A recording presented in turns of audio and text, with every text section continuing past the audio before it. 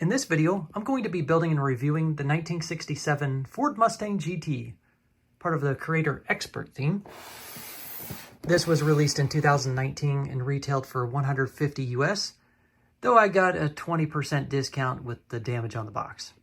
This was one of the last cars as part of the Creator Expert theme before switching over to icons, and it was the first one to have functional steering. The contents include 6 building stages, a separate bag for some windscreens, as well as the instruction manual and sticker sheet. In this video, I'll be doing most of my comparisons with the 1969 Camaro Z28, as this is the one that I most recently built, and it's also an American muscle car from the 60s. The instruction manual has some information about the Mustang and its history, a tidbit from the designer, and its action features, its functionality. Look, we've got a worm gear. This should be fun. There's a lot of Technic building in this car, as you would expect for its functionality, especially here in the back. All of these Technic pieces are used in effect to provide the function of lifting the back wheels off the ground to give it that aggressive look. These slope pieces were new at the time, introduced specifically for this car, and all of these slopes have white printing on them, though it's not near opaque enough to match white plastic. This is turning out to be a very enjoyable build. I like how the sequential lighting is done up with plates on the sides and then attached with a bracket. The louvers are printed on these wedged slope pieces. The Lego math involved right here to connect the studs here and how everything's tightly crammed in here is amazing to me. And these are actually the same windscreen piece. It's just this one's on its side and this one's angled upright. And even this, it's just attached to one stud. It might get locked in later, but it's just interesting to me. So there's other wedge plates that make up the front bumper, and everything comes together there. It's pretty secure in place. I mean, it's only attached to one stud, but the sideways building assembly of parts kind of sandwiches it in there. These parts right here, they're just used for the aid of building. When you're pushing down, you're not just teeter-tottering the car. We'll take those off once the wheels are on, but it's coming together. This is a print, the Mustang logo there, and as well as these pieces that have the blue stripe down the middle. So it's going to be more of a narrow gap between the two big white stripes, much more narrow than this. On the Camaro, they had no prints, but they rather built up the stripes with pieces. 2 studs gap there. And this is less than a 1 stud gap, so very narrow strip going down the middle. Custom wheels were designed for the set, and there are these 5-spoked bullet-styled wheels. They're using silver metallic plastic, whereas the Camaro had the drum lacquered painted wheels. The tires are the same diameter as the Camaro's, but thicker width. Wheels are installed now. The build is complete. I'm gonna take a look at this earth blue Mustang in all of its glory, as it is. Then I'll power it up.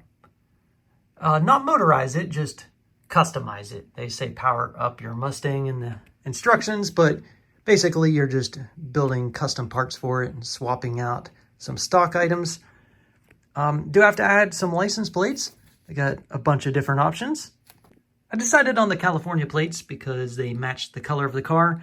And also we've got a reference to the Lego designer, Psyche. I was thinking about putting these extra plates in the trunk, but probably not a good idea as they can fall through and jam that mechanism for raising up that back of the car. The trunk will have its use when we go and mod the car. Other functions include opening doors. They open nicely and realistically because they've got this limit where you can't just fold them over all the way to the front wheel. They close nice and smoothly. These mirrors kind of move. You just push it down, put it back in place. The hood opens. You don't need a prop. The friction of the clipped connections holds it up. Actually, I could push it all the way against the windshield if you wanted. The engine details look awesome. Very detailed. You could actually see through to the front wheels there. But my favorite details would be all of the wiring going on, the hoses, the battery, and also the belts with the use of the rubber bands. There's also a windshield washing fluid reservoir. I think you could tell where it is based on that color. We'll just close that hood down. Really like the look of the front end here with all of the suggestion of the lights and the hood scoop. That's a nice touch there.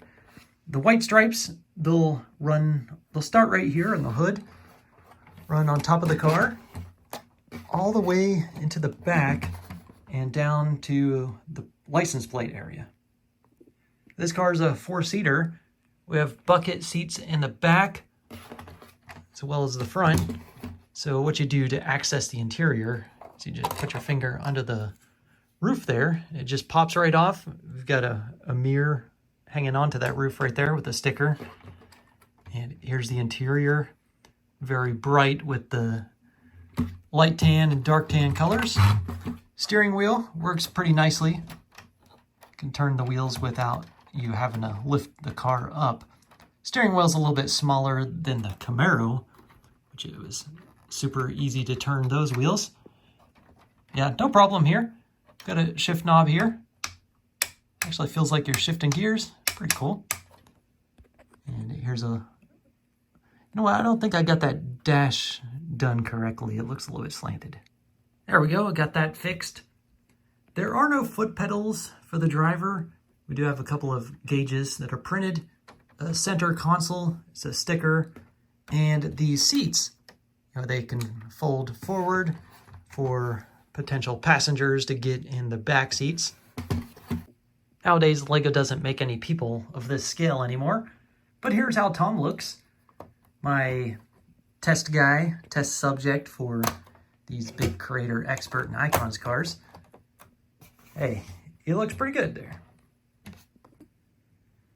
Now let's do some mods. And the coolest part is that you don't have to do a whole lot of modification to the original car to mod it, which means that you don't have to do too much modding to get it back to its original either. So what you're going to do, it's easier just going underneath, popping that hood scoop off, the air cleaner of the car, which looks like this, close the hood, and then just plug in this supercharger right there. Wow. We've got a piece for the front splitter. We just attach it down here. You don't have to take anything off. The exhaust headers, again, don't have to take anything off, just plug and play. There we go.